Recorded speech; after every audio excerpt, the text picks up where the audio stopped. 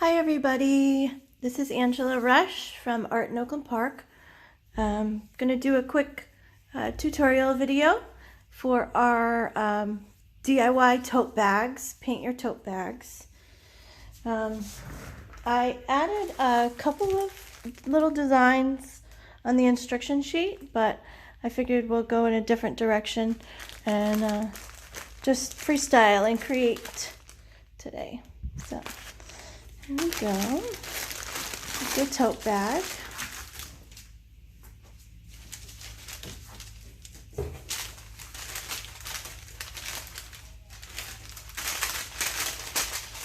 And all the goodies inside is all that we need, except a little water.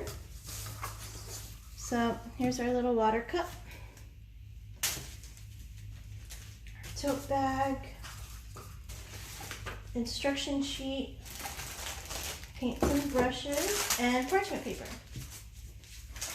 So we're going to keep this inside. Try to protect the other layer of the back side.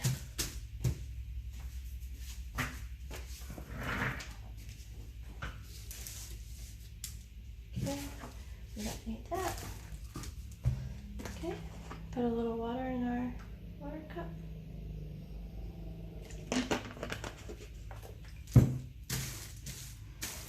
Okay, and I put the first step on the instructions to protect your working surface. Obviously, this is my, this is my painting table, so I'm already protected here. Let me get this straightened out. All right.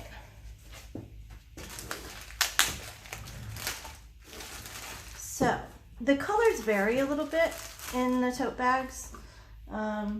Some have red, some have a deeper blue, some have a greener green. But basically, they're all basically the same, yeah. But they do vary, and the brushes vary as well. Some of the bags have a sponge brush or this thicker brush here. So, when I paint in layers. So we're gonna start with our background, and we can use these lids of these little cups to use as like a little palette, or we can mix colors if we like. We can do some of the pink and yellow, make a little orange. I'm thinking, I'm an abstract artist, so nothing I do really looks too real, but I'm thinking like maybe a sunset kind of colors background and a tree, very abstract tree. Yeah, let's do it. So, in order to make an orange, I'm going to take some of this pink, some of my yellow, just on the lid here. And I added a lot of paint, so you'll probably have some paint left over that you can use for another project if you like.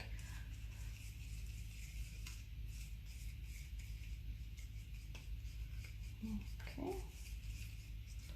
So I added in the instructions also, you don't want to make the paint too thin and watery, because it will bleed through the cotton. This is a 100% cotton bag, so it will bleed through a little bit if you make it too wet, which is okay if that's the look that you're going for. It's fine also. All right, so I am going to thin it out a little bit.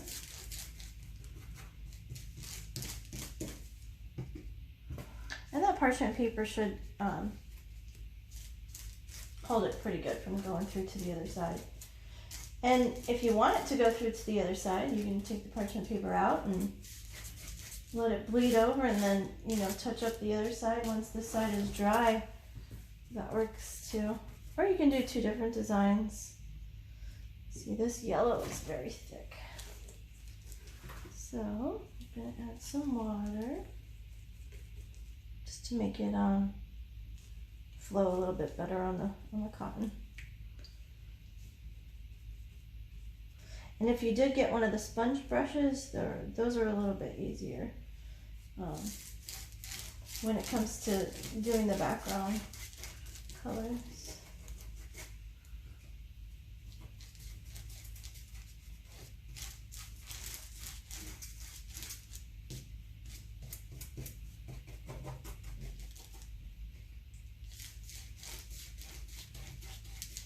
So whether you create art regularly and you know what you're doing, or if you never create art and this is something new for you,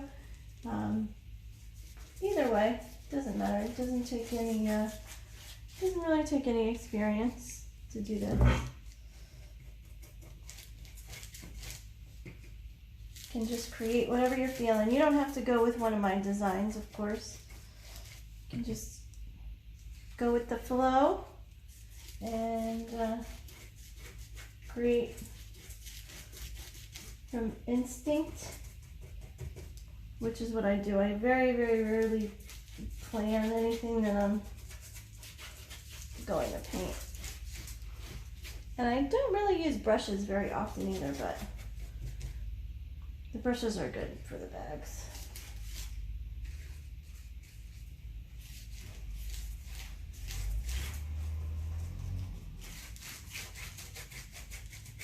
And I just add a little bit of water in these lighter areas. We don't have to cover the whole thing. You know, you can leave some areas blank if you like, but I like to cover cover most of it to give a nice background. All right, let me do a little pink here for that little sunset look.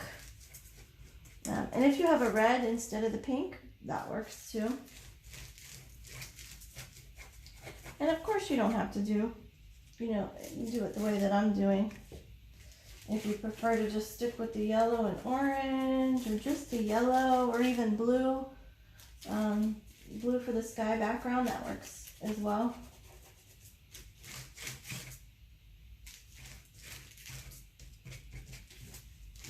Then I like to add a little bit of the other colors in here. Get that nice sunset look of the streaks when it has the streaks of pink in the sky, which we've been having a lot of. It's been really nice.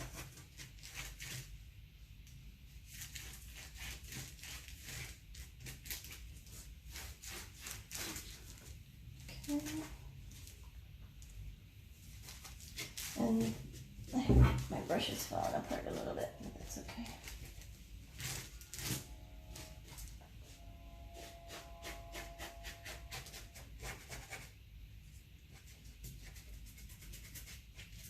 And then I kind of blend them together a little bit in the spots where they're not as blended. Gonna do a little watered down yellow.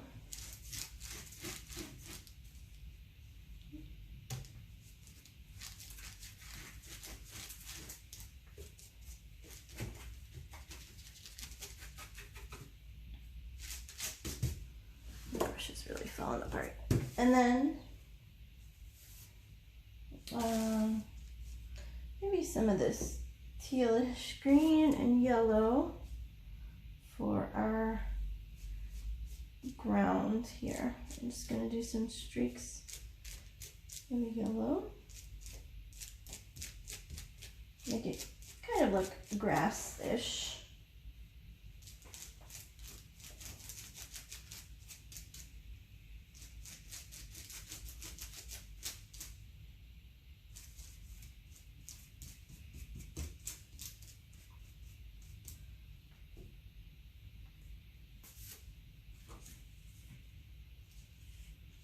And then some of you will have a green, a little bit more greenish, but I love this color.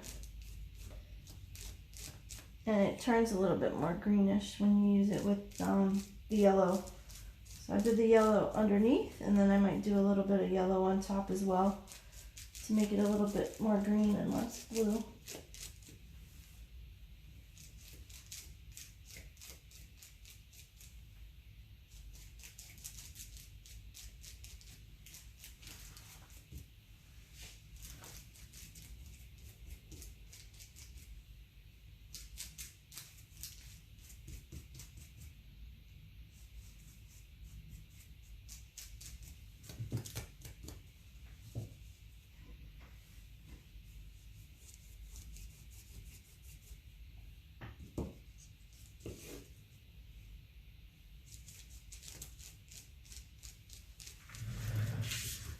Make sure this is going in view. Yeah. Okay.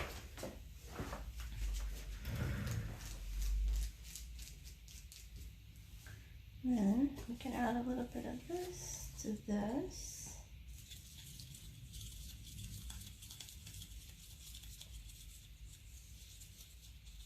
Make it more green, green.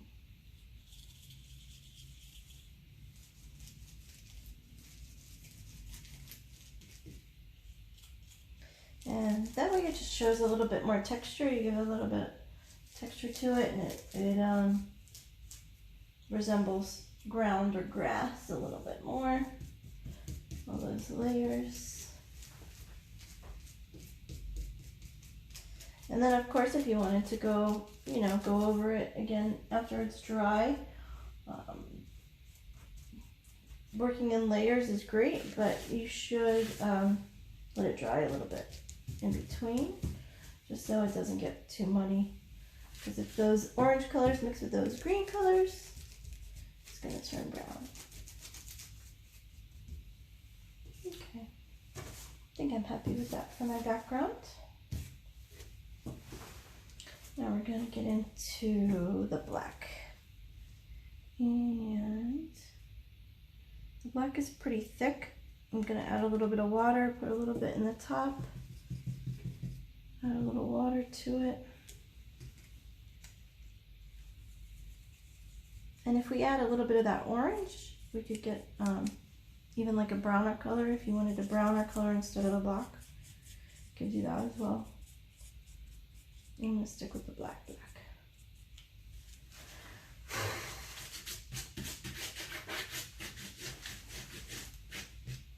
All the little hairs came off the brush. So I'm going to take it off to the side just a little bit. I don't want to really put my focal point right in the middle. I'm going to take it off to the side and just start my outline. And I paint with swirls a lot, so I'm going to give it a swirl. If you wanted to give it, a little bit more realistic, you could try to go that route. But like I said, I'm all about the abstract, so that's how I usually paint.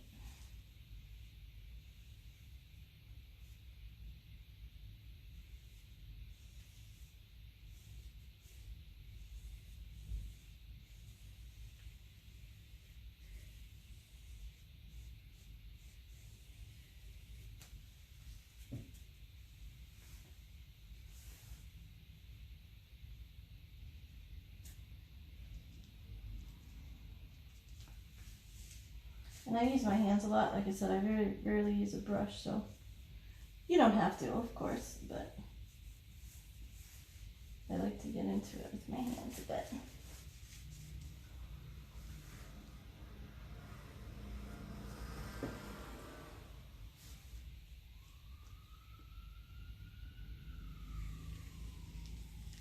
Sorry for the sirens in the background.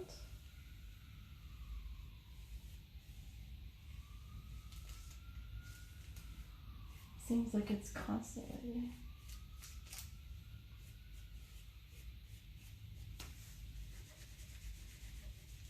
And it's a good way to blend it a little bit, I think, with my hands here.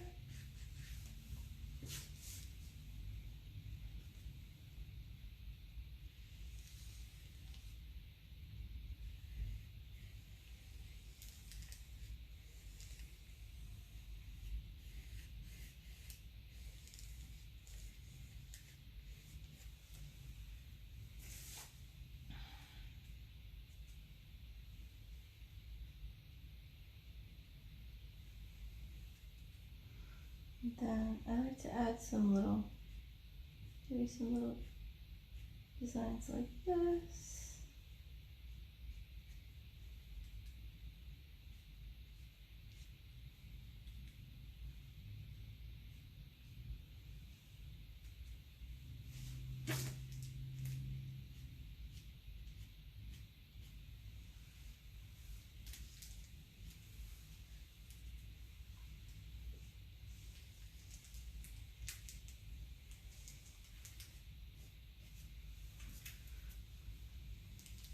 And then of course if you wanted to add some other colors into the tree, into the leaves, put some green in the leaves, you do that as well, of course.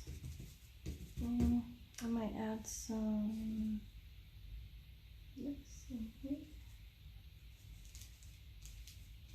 And if you mix it with the black, you get that muted kind of grayish blue here.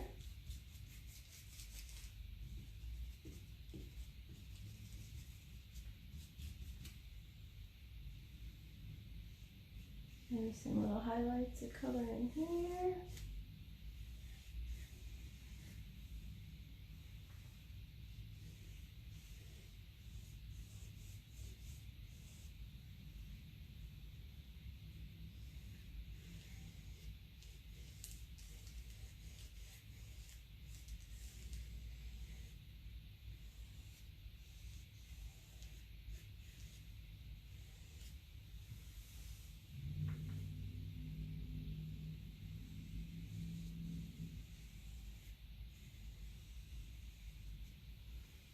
I was gonna go all black, but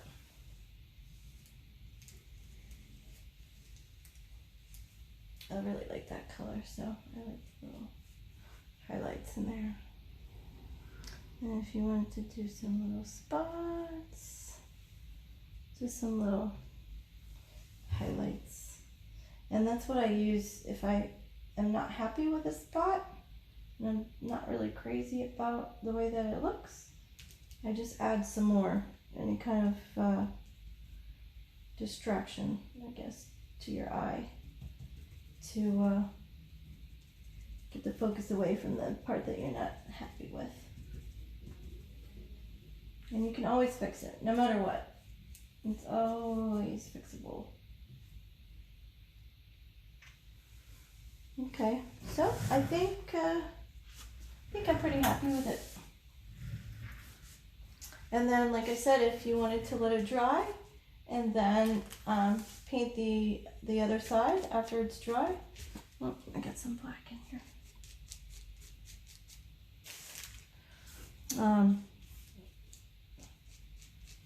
Fix it right up. Then maybe if you can add, you know, a little bit more grass in front after this part is dry, or you know, if you did blue and you wanted to add some little clouds in the background, you could do that. Whatever you like. All right, hope you enjoyed it, and enjoy your creating, and I will see you again soon. Thanks. Bye.